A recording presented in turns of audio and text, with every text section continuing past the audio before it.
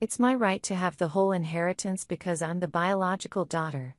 You're just a stepchild, so you don't deserve anything." Those words pierced my heart, deep and deeper still. It was as if an invisible blade had sliced through me, sending pain coursing through my entire body. The fact that I was James's adopted daughter was proof that he had chosen me, that he had welcomed me as family. That alone was the most precious inheritance I could ever receive. And yet, Christina twisted it into a weapon to demean me. In her eyes, I was nothing more than an intruder, something foreign that didn't belong within the family. My earliest memories of childhood are blurry, like faded photographs. When I was 7, my biological father abandoned me. My mother was devastated, but even then she held me close and promised, "We'll live strong together, just the two of us." That vow became the anchor of my heart until she met someone new.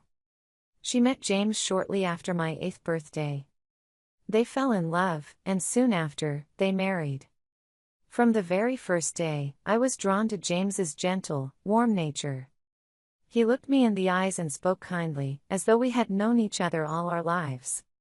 Standing beside him, I felt the heavy anxieties buried deep within me begin to melt away. "I'll come every night to say goodnight from now on." I can still remember vividly the day he said those words to me. It was like a ray of sunlight breaking into the frozen chambers of my heart, erasing old wounds and allowing me to feel the joy of being loved by a father again. When I turned 9, James officially adopted me. On the day of the adoption, my mother smiled with pure joy and told me, "From now on, you'll have one more person to protect you." That smile showed how much hope she herself placed in the future we would build as a new family.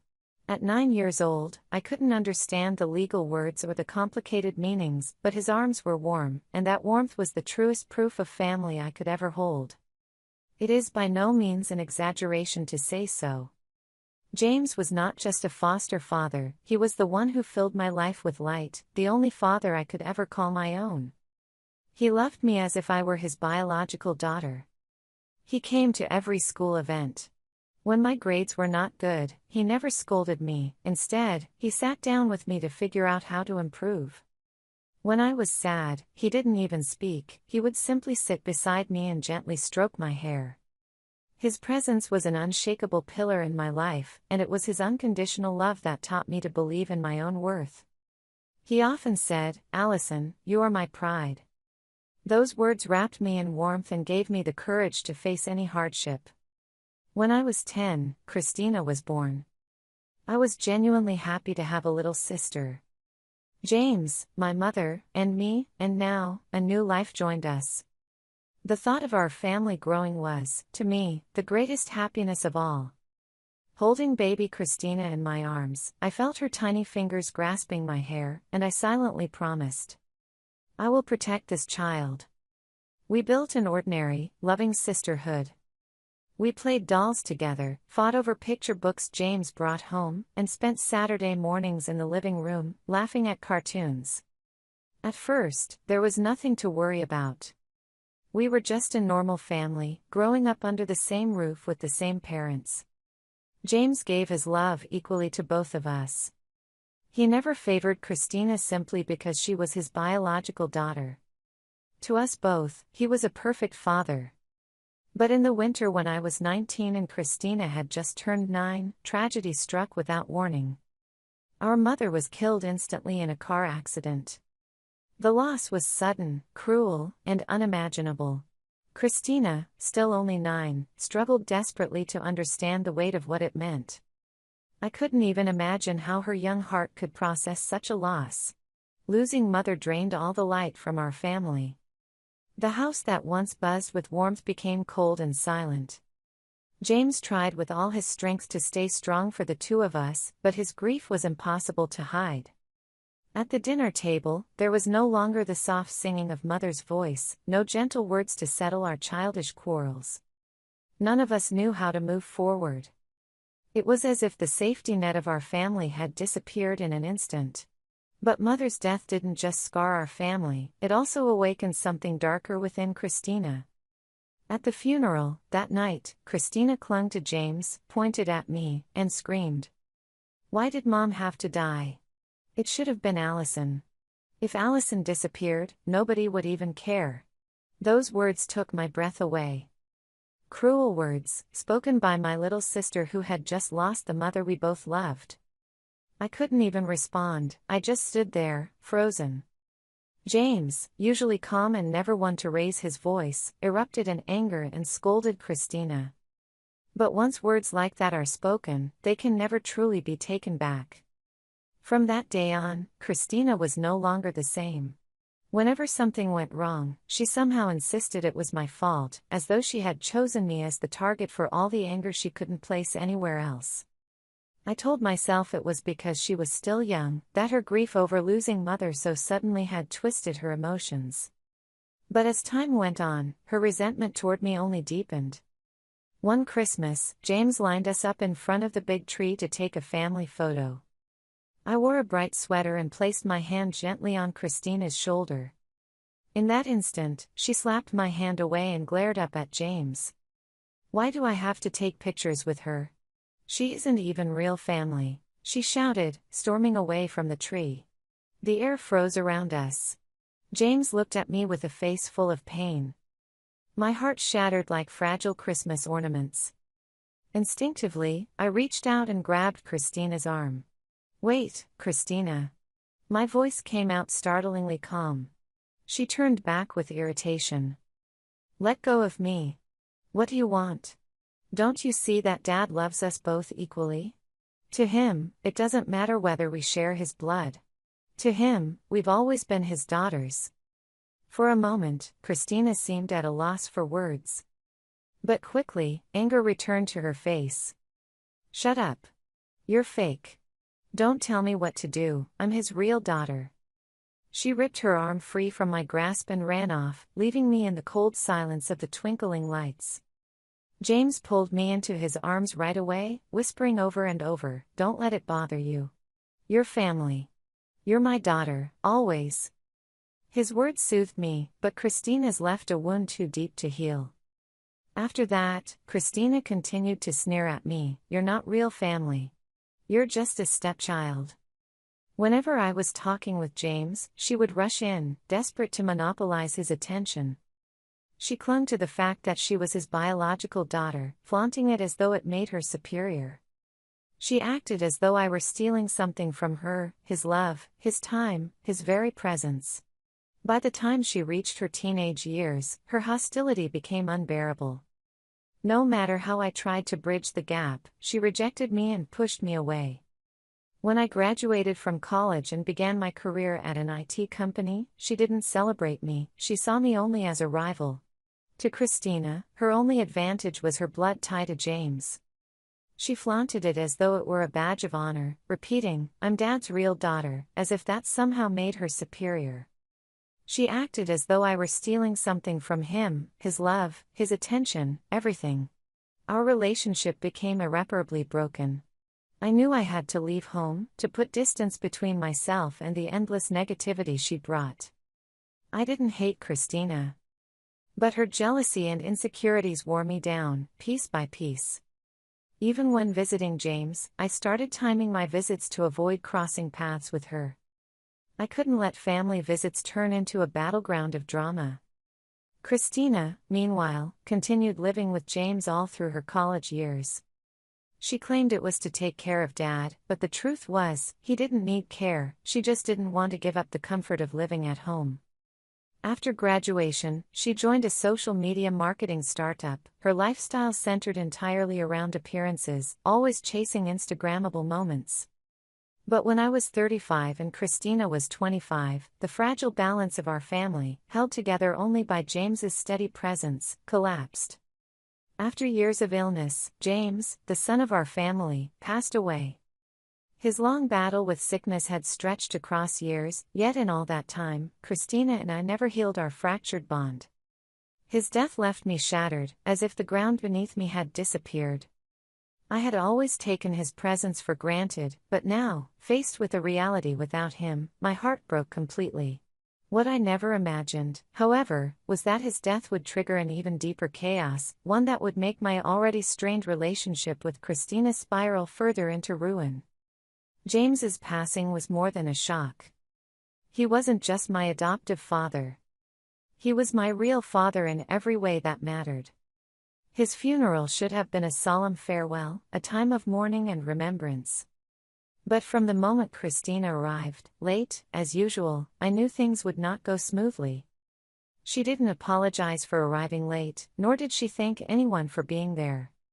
Instead, she carried herself as if she were the main person of the day. She didn't spare me, her grieving sister, so much as a glance. All she seemed to want was the attention of the people around her.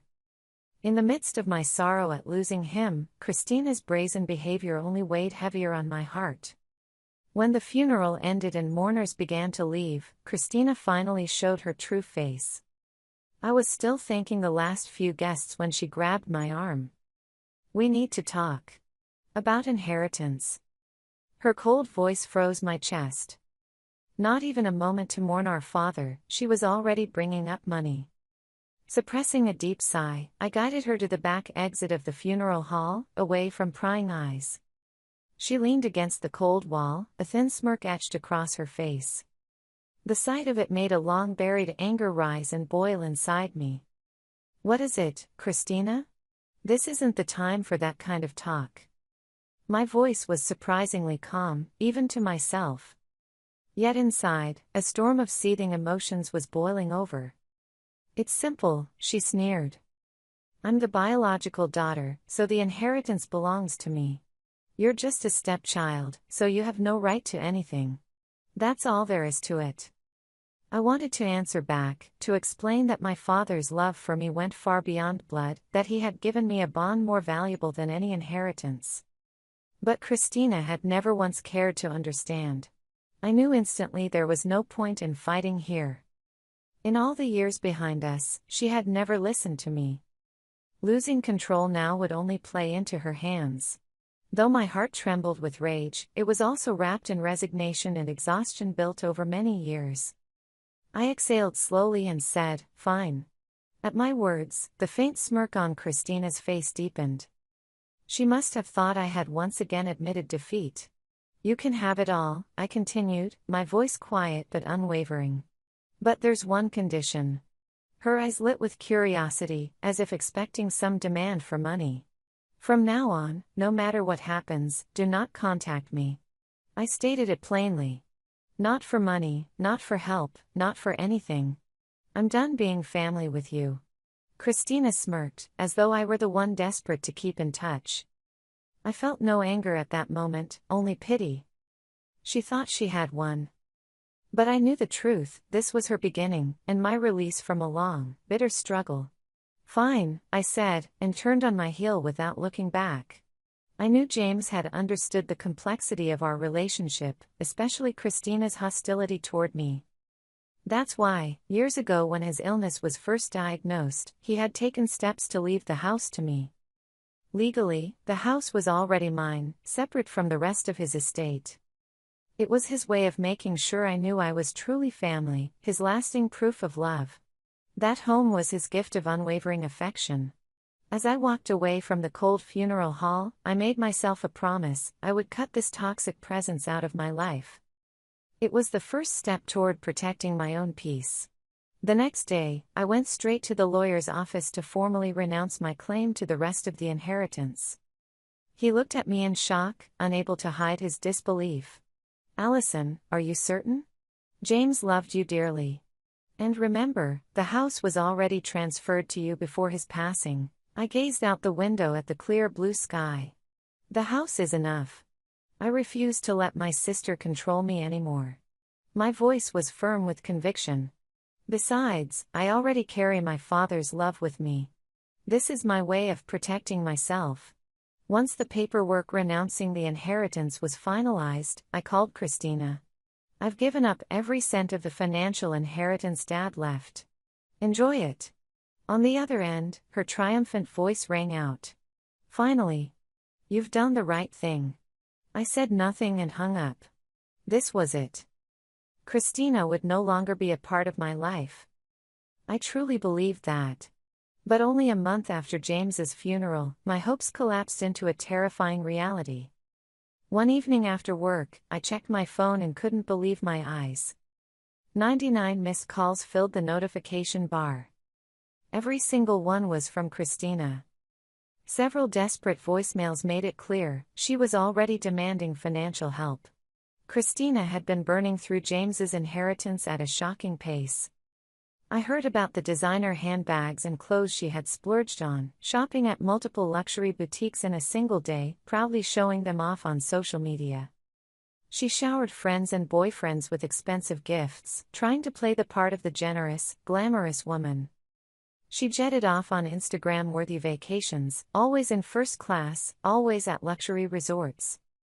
Nearly every day, she booked high-end spas, salons, or treatments as so-called rewards for herself. The inheritance vanished almost overnight. In less than a month, Christina had maxed out her credit cards, and with her existing personal debts piled on top, she soon found herself unable to keep up with the repayments. I was a little shocked, but I deleted all her notifications and ignored them. Still, the calls never stopped. She called in the middle of the night, during work hours. Even after I blocked her number, she used new ones, even private numbers, to get through. The relentless ringing gnawed away at my peace of mind. Christina had completely ignored the vow I'd made at the funeral: don't ever contact me again. And soon, her harassment jumped from my phone into the real world. One morning, after I had already been at work for a few hours, my colleague Doris rushed over to my desk. "Allison, it's bad. There's a woman making a huge scene at reception, she's screaming your name." A chill shot through me. When I stepped off the elevator, I immediately saw her. Christina. She was being held back by security, yet still shouting at the top of her lungs. "Let me talk to Allison. I'm her sister." Then, loud enough for everyone in the lobby to hear, she screamed something that made my stomach drop. "You thief! You stole Dad's house. You tricked me, and now you sit here working like nothing happened." Her voice echoed across the lobby, colleagues whispering uneasily around us.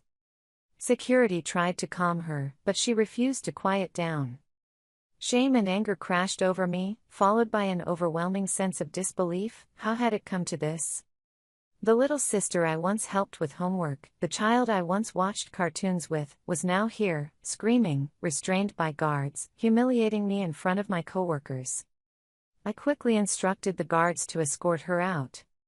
Even as they dragged her from the building, she kept shrieking. "You think you're better than me, Allison? Don't think this is over. You'll regret this." For just a moment, doubt flickered inside me. Maybe I should have done something differently. That night, I called my lawyer to ask about my options. He advised that contacting the police might be the best course. Then, apologetically, he admitted something else: Christina had reached out to him. He explained that Christina had been evicted from her apartment, then tried to move back into James's house, only to find the locks had been changed. Frustrated, she contacted him. He told her the truth: the house now legally belonged to me. He reassured me that he hadn't shared any details without my permission, but said Christina had been so distraught that he confirmed only the bare facts. Suddenly, her public accusations about me stealing Dad's house made perfect sense. But along with that came a growing unease. Should I call the police? Should I meet her, just once, to talk things through? Yet every memory told me the same thing: talking had never solved anything with Christina. And just as I was weighing my options, she crossed a line I could never ignore. A few days later, when I arrived at the office, Doris intercepted me again, this time with a troubled expression. "Allison. What is this?" She handed me several sheets of paper.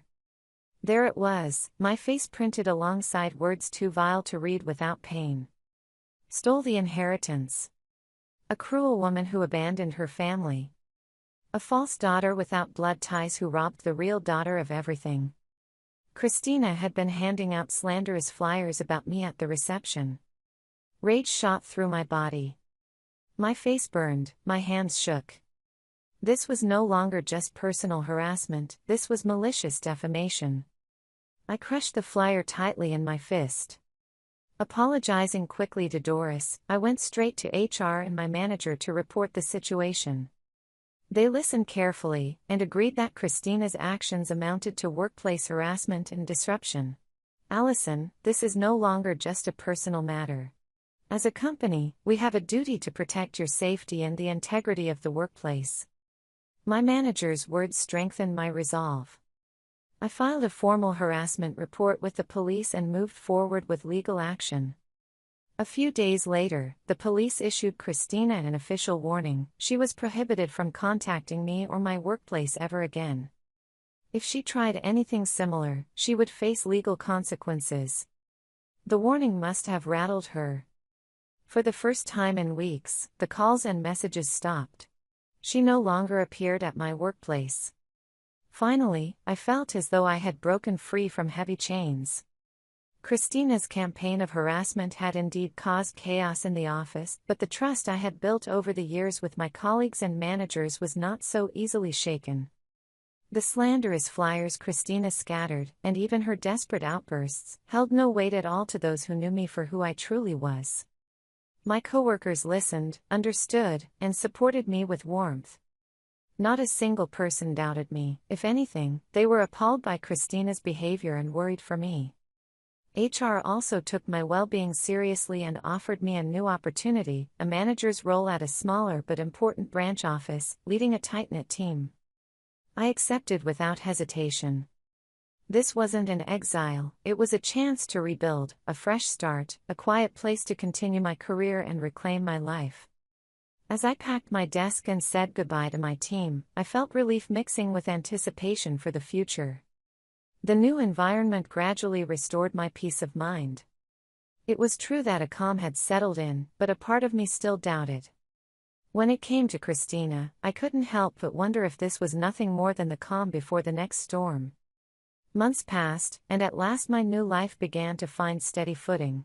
The branch I had transferred to was quiet and calm, a stark contrast to the bustling headquarters I had left behind.